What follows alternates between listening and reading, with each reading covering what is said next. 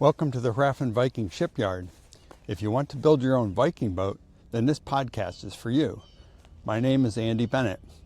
Follow me as I undertake the step-by-step process to build and sail a replica of a 900-year-old Viking lapstrake sailboat. Specifically, I'm building a replica of a 7.7 meter long Viking workboat that was found in Denmark, and it dates to 1130 AD. The boat dimensions come from the Gislinge boat open source project. It's published by the Viking Ship Museum in Roskilde, Denmark.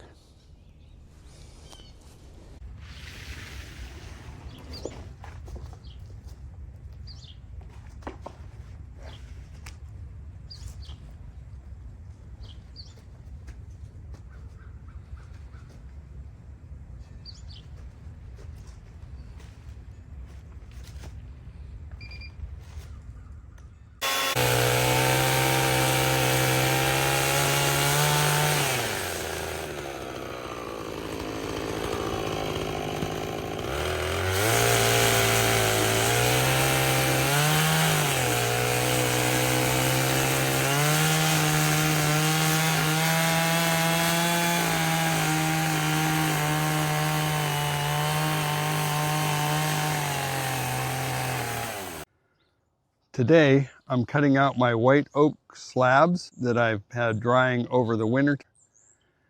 These are the stem pieces for the Gislinge boat, my Raven. And I've laid out my templates. I've cut out the bow stem piece. And now I'm getting ready to cut out the stern stem piece. This is the vinyl template. I've laid it out over the white oak piece. And now I'm going to take a chainsaw and I will cut it out to the rough dimensions. Then I'll coat it all again with pentacryl until I can get to it to actually carve it.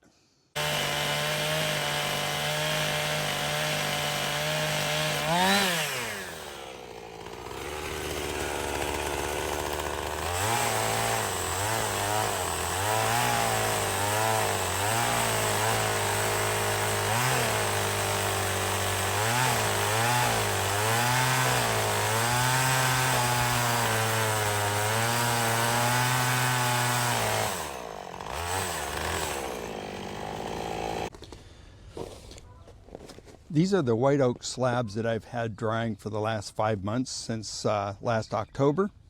It is now the middle of March, and I'm really pleased with the way they've come out.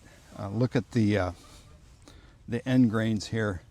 There's not a sign of cracks anywhere on these things. What I did was I had coated these with anchor seal on the end grains, and then I coated the entire sides where I'd cut them out with pentacryl.